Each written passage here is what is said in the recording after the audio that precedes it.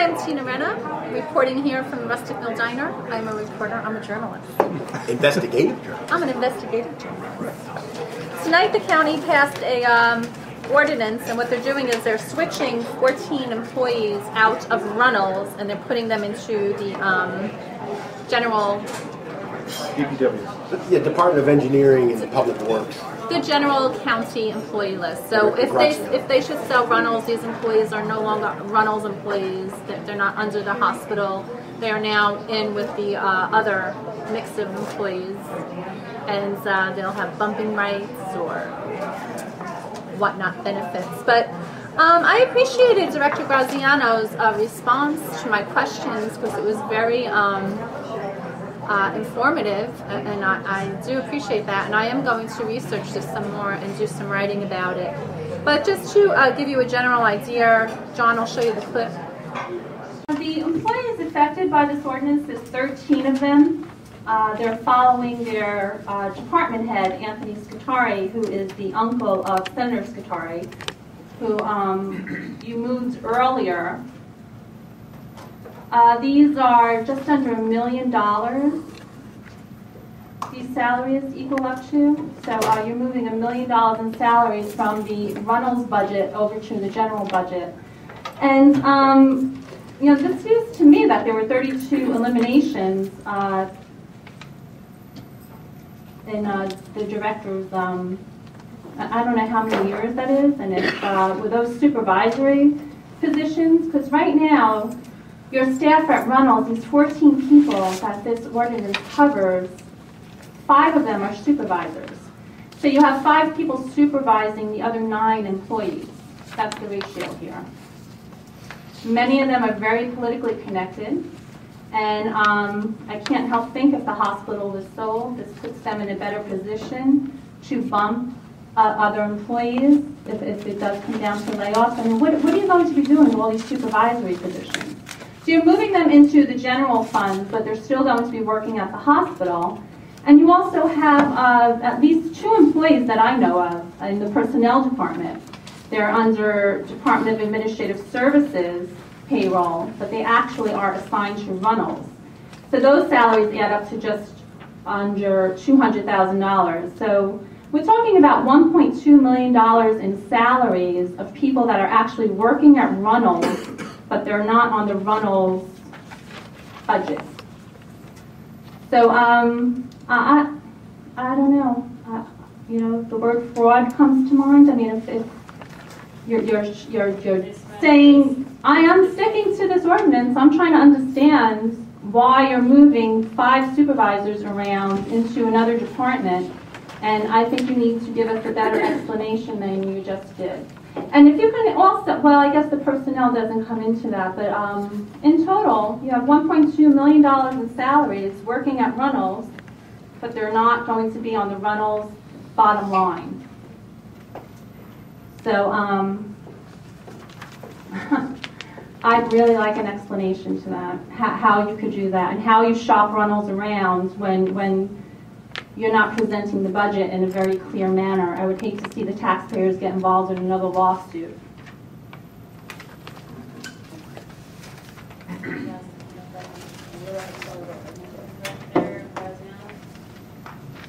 believe you answered that portion in reference to the employees, but if you can state it again, please. Your employees, and you had how many that left? Oh, there was 22 that left, and it was 50 positions I eliminated, so a total of 37 positions were eliminated in the layoff of 2012 last year. And then prior to that, 2008, I lost, I think, 14 overall, and in my engineering division. And this helps to try to really give a little bit better. This helps me with my staffing. A lot of the help is with the boiler. I mean, you have licensed boiler operators that are up there that they run boilers up there 24/7. We have licensed boiler makers down here. Boiler workers down here that run the boilers down in Elizabeth.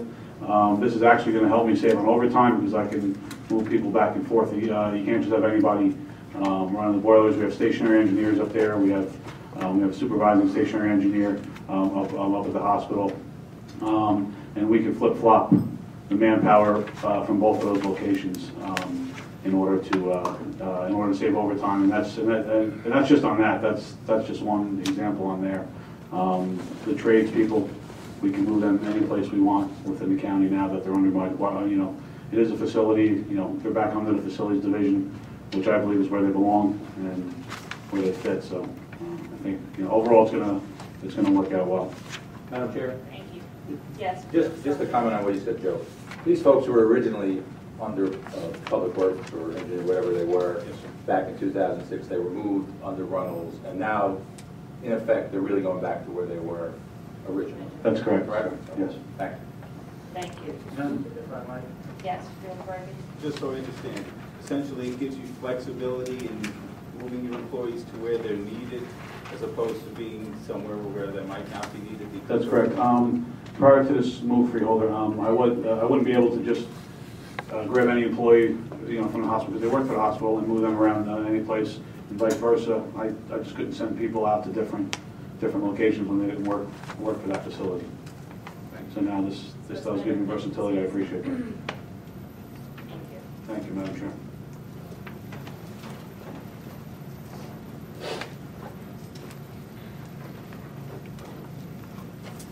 Good evening, Chairwoman Cartley, Freeholder Board, Bruce Cotterton, Garwood, New Jersey. Just some additional questions, and I appreciate Director Graziano's explanation.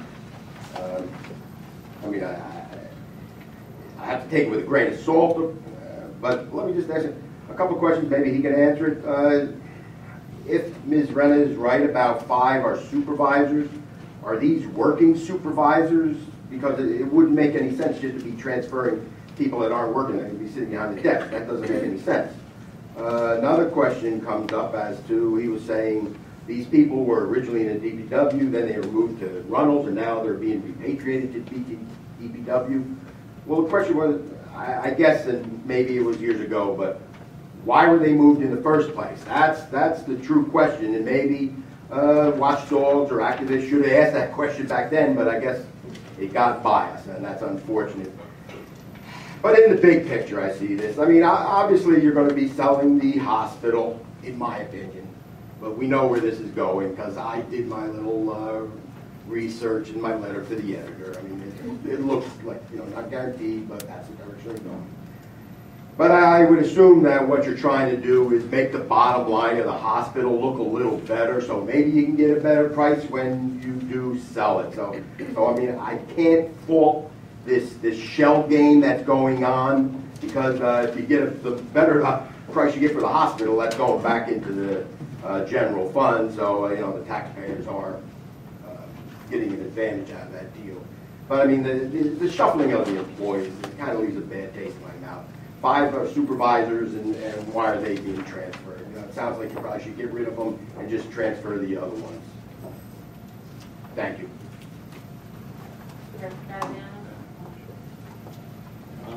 For you, Madam Chair, there isn't 5 supervisors at the hospital. There is one division director. Anthony Scutari is a division director at the hospital. There is a supervising building tradesmen. There's supervising trades. There's they are all working supervisors. Everybody up there physically works. Tony Scutari is the division director. They all report to Tony directly. There isn't anybody sitting behind desks all day at all.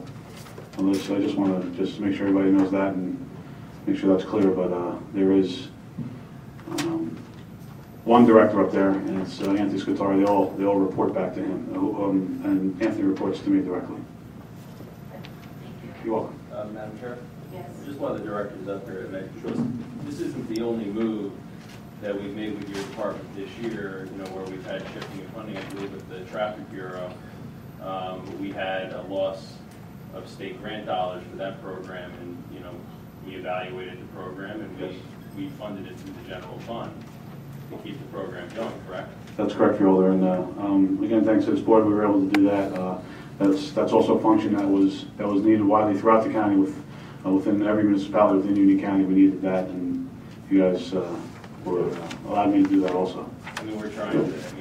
At the end of the day, we have every government, municipal, county has diminishing resources because of the cap, and we're doing our best to try to allocate those resources we have to keep programs going throughout the county. Yes, we do. Thank you, Chairman. Thank you. Just to give you a general idea of my points on this, Director Graziano stated that no one sits behind a desk, and au contraire, Christine Bodek does sit behind a desk. She is a clerk, and he said she processes purchasing orders for the department, a keyboarding clerk. And she's also the wife of the Union County Democratic Committee's treasurer, Bodek. That's where that name comes from.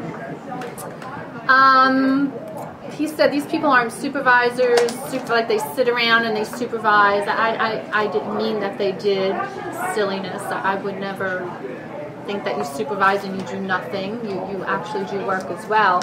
But if you look at these salaries, many of them almost doubled over the years, and they were given, one went from a groundskeeper to a supervisor of trade. So he was a groundskeeper, I think he was cutting grass, and now he's a supervisor of trades at Runnells. So he oversees plumbers and electricians. Somehow he has the qualifications to do that. And he is a relative of the former Deputy County Manager, Liz Genovich. So there you go, on and on. It's very interesting, and again, I'm going to pull some more details out. I'm going to speak to my sources and get the inside details about exactly what happened. He brought up some history. His excuse was that in 2006, these employees were in the general, I'm calling it the general county payroll. Public Works, yeah. Whatever. They were in the general thing, and they sent them over to Runnells, and now they're pulling them back out because they're going to be using them instead of just being at Runnells. They'll be able to go here, there, and everywhere and work in other places. So to me, that's admitting that since 2006 they were overstaffed at Runnells and people just sat around with not enough work to do.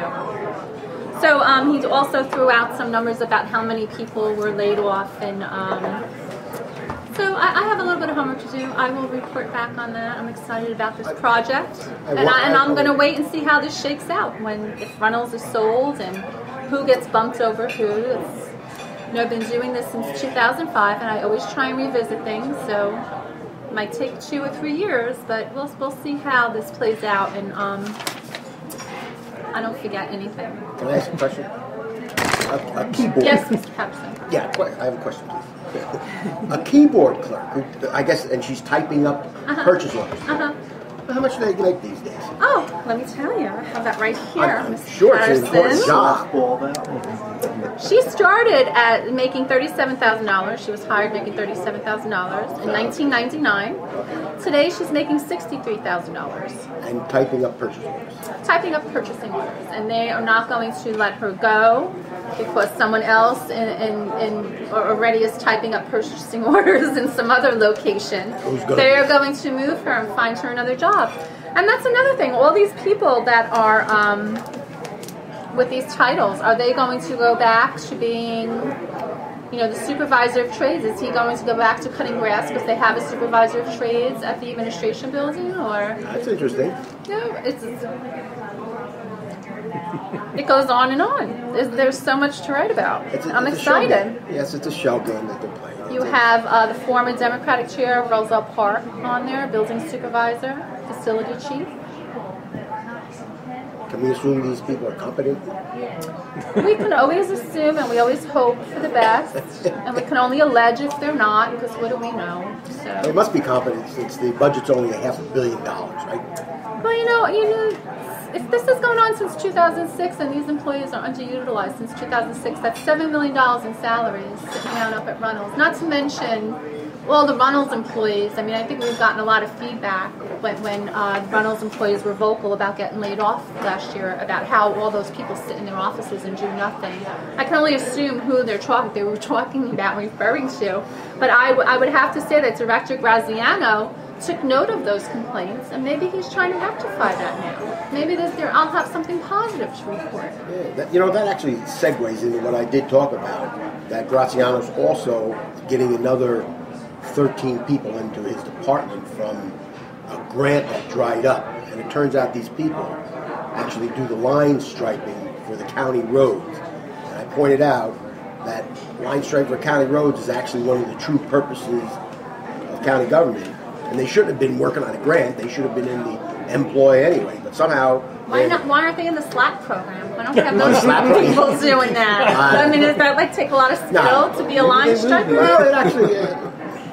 I'm not going to say they have to be rocket scientists, but yeah, I would have to. You know, they're hard workers, and I have never painted stripes on the gymnasium. I have when I worked for my father, but And the clock. No, but anyway, but these people were actually on a grant and doing the true purpose of government while on a grant. That made no sense whatsoever. But it's just part and parcel to how they work this shell game of their budget. There's a lot of shell games going on with grant money, and who pays attention to it? It's anybody's guess. I don't think anyone oversees the grant funding. It's a failure of government, hence our bazillion-dollar deficit at the national level all trickles on down to the county level. But when I look at the employee position control changes, many times it's just switching the funding from a grant to the county and back and forth, and they just do these shell games. Well, I have a question. What happens if somebody was making, say, $50,000, so then they go into being funded by a grant, and when they come out of the grant, now they're making $70,000. Is that a possibility? I'm sure. Of course, yeah. Freeholder Scanlon's position turns out is being partially grant funded, if not fully grant funded, by welfare monies. You know, monies that are set aside for food stamps and poor people. Freeholder Scanlon's salary is being paid out of funding for poor people. How much is that?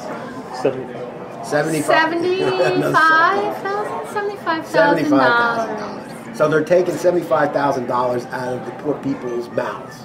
Something like that. And giving it to Scanlon. Yeah, they're using money that's set aside for the poor people.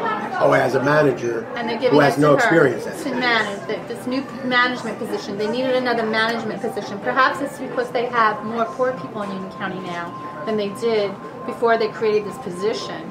So because they have more poor people, they have to spend more money on management to manage all the poor people that were created in Union County. Not another softball, but how do you think all these poor people were created? Gee, property taxes are regressive, Mr. Patterson. We all pay the same rate regardless of our ability to pay. It's not based on income, it's based on... So it's a self-fulfilling legacy for them. They create more poor people, so they have to take care of it, so they hire more relatives and pay more money, so they create One would raise think taxes. it would be advantageous for them to keep people poor. Yes, one would think that. It works in their favor for people to be poor and needy, in Union County anyway.